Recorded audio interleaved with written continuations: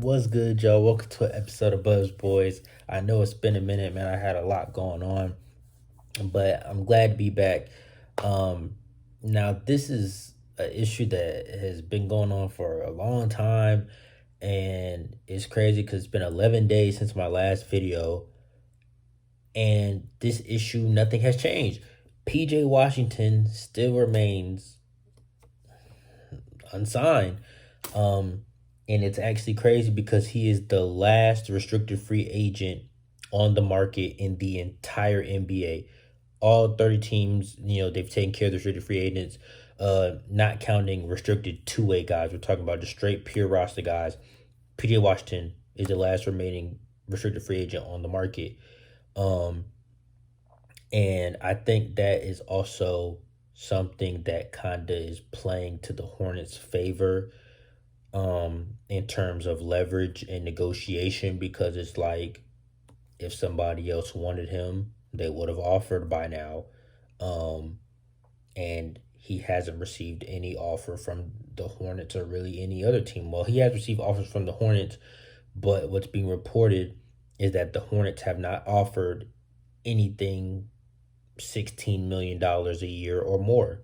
So with that being said, I'm sure PJ and his agent are disappointed in that. I actually am kind of surprised from that. I kind of felt like that $16 million range was kind of perfect. Now, last year it was stated that PJ Washington was, looking for 20 million. No, I did not want to do that. For me, I think 16 to 18 is kind of the fair range. Um, but the problem here for PJ is that he wants to get paid like a starter, and I believe he wants to be a starter. After starting in the NBA, you don't want to come off the bench the next year. It's not how it works. It's not what a player ever hopes for. Um, so PJ come off the best year of his career last year, averaging 16 points and 5 rebounds at 24 years old.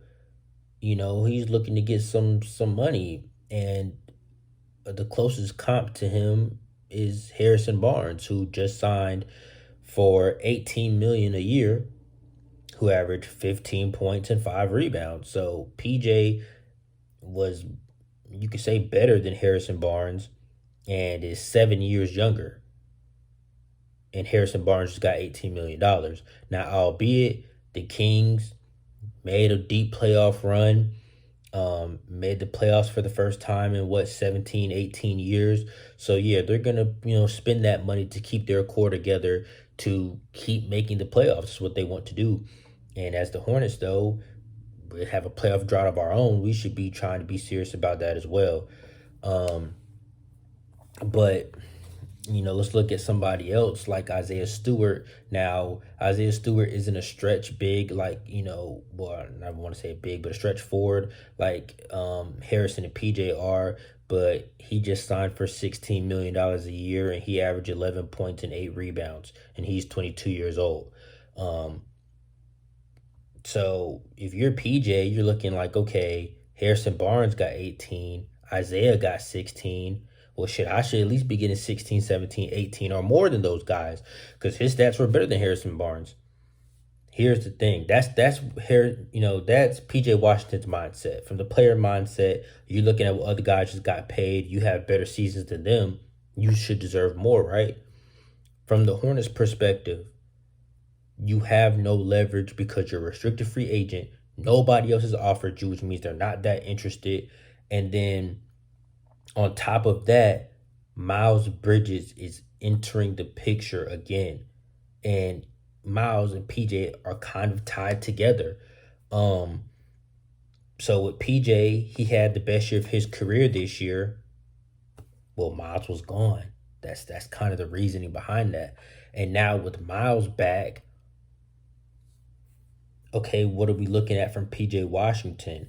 Because if you look at 2021, 2022, Miles Bridges last year that he played, PJ averaged 10 points and 5 rebounds.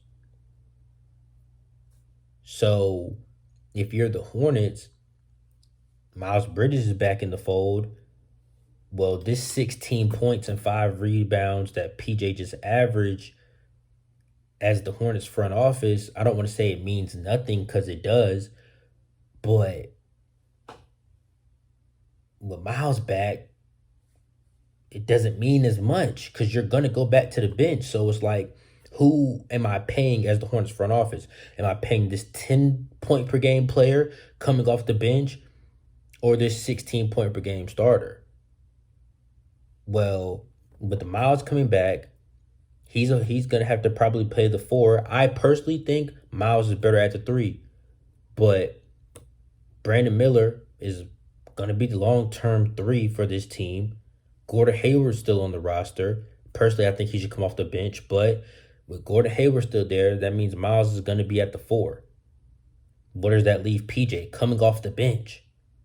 Now, could Miles start at the three and PJ start at the four? Possibly. And bring Gordon Hayward off the bench? Yes. And I wouldn't even be upset with that. That's kind of what I would like us to do. I think Gordon should come off the bench.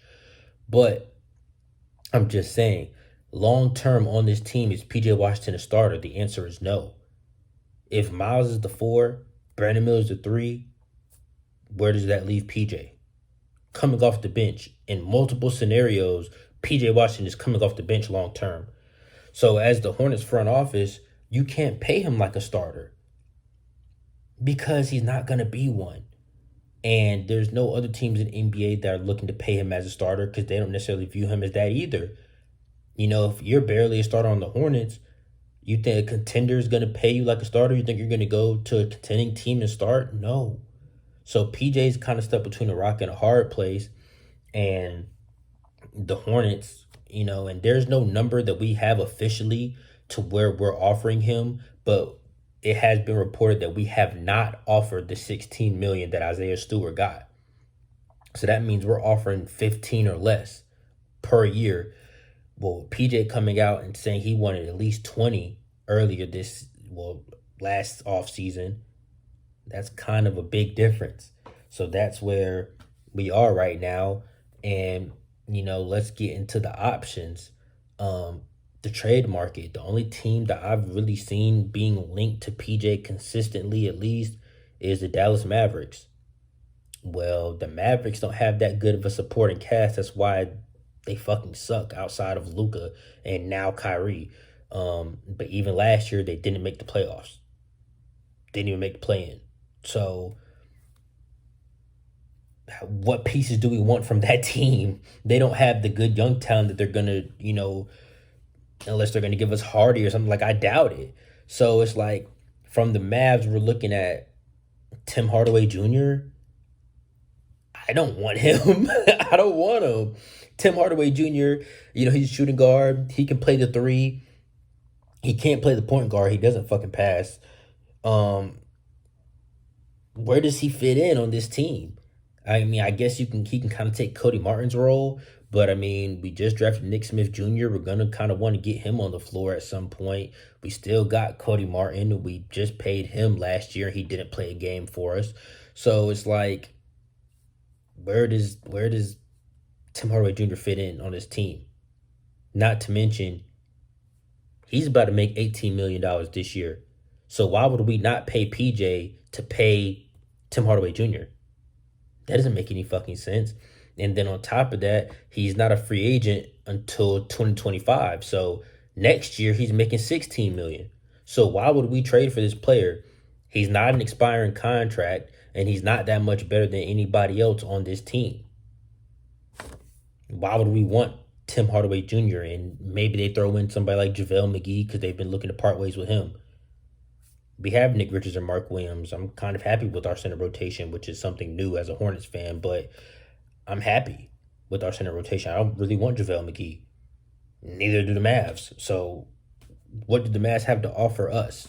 Nothing in my eyes. I don't want anything that they have unless we're talking about Hardy or another good young player, like I said, that I doubt they part with. So, okay, if the Mavs are out, the only other team I've seen is the Cavs, and they're not even really trying to trade. They're just maybe on some restricted free agent. They're looking at PJ. They're also looking at Kelly Oubre. But they're not even necessarily in the trade market. They're just like, hey, we might offer them, which they haven't. So that kind of leaves PJ Washington with the last resort. signing the qualifying offer, basically doing what Miles Bridges did, taking a 1 year deal, betting on himself, and saying, hey, I'm going to earn this money. Now, really, last year was PJ Washington's earn it year, his prove it year. Last year of his contract, there was no Miles Bridges. So you can honestly say this 16 points and 5 rebounds and 2.4 assists that we saw from PJ might be the best year of his career. And I don't mean now, I mean, period. That was your prove it year last year. Miles Bridges was gone. You had all the opportunity in the world, and it seems like 16 points and 5 rebounds might be your peak. As the Hornets, I mean, what are you supposed to do with that? But if he decides to go down that route again, take the prove it deal, I don't really know where it's going to get him, but signs the qualifying offer, and he's going to become a free agent next summer, which to me is the worst thing that could happen because we already got to deal with Miles, who could up and leave. We don't want that. I do feel like if it comes down to it, the Hornets are going to prioritize Miles Bridges, and it's not going to be close between him and PJ.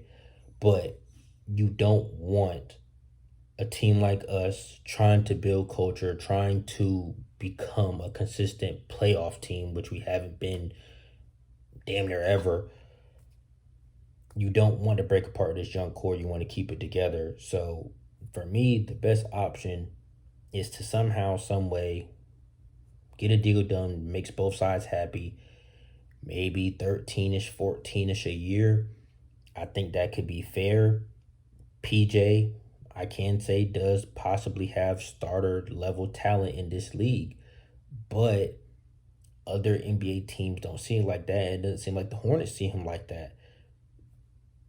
So, I mean, I don't really know what he's going to do. It doesn't seem like his market is very strong. Maybe as an unrestricted free agent, it could be stronger, but I don't think so. And with the new CBA, teams are going to be less and less willing to go over the cap because there's way harsher penalties now. So if I was PJ Washington, I would just go ahead and sign, a respectable number. Don't play yourself. Get a respectable number. And as the Hornets, I hope that we're not lowballing. As a Hornets fan, I hope that we're not lowballing him. I hope we're not offering him a disrespectful amount. I understand why this is taking long because of the market. He hasn't received any offers, not even a mid-level exception offer. So if other teams aren't willing to give him $12 million for a mid-level exception offer, I don't know. It could leave PJ in a weird spot. It's gonna be tricky to see what he does, see what he gets. But for me, I think the only option here is to sign, maybe 2-3 year deal and see what you can get a few years down the road. I would like to keep this core together. They're young, they have the chemistry. We're still talking about a 24-year-old kid, former lottery pick, and he's a good defender. He's one of our best defenders. Especially in that front court, he can switch a lot of things, and on top of that, he can shoot the three. PJ Washington is valuable to this team.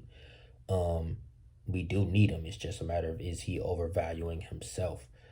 So like I said, I personally think the best option, get a deal done, lock him up for the next few years so we don't have to worry about this. We already have to worry about Miles next summer. I don't want to have somebody else to worry about. Gordon Hayward will be expiring next summer, which is good for the Miles Bridges front. We will have the money, but still, man, you don't want to have to worry about two unrestricted free agents. Okay, at least this year they are restricted. Next year they're unrestricted. They can up and leave, and we can't match at all. So I say let's get it done. Anyways, I appreciate y'all for watching. If you're new to the channel, subscribe. If you're already subscribed, go ahead and hit that notification bell. Last I checked, we were almost at like 670, so we're almost at 700 subscribers. I know I took a few days off, a few weeks off, but I'm back on the grind. So lock in, hit that subscribe button so y'all can keep seeing content, because I'm going to keep dropping. Next video, what do we do with the backup point guard situation? That's just as dire as this PJ situation. But anyways, I'll catch y'all on the next one. Peace.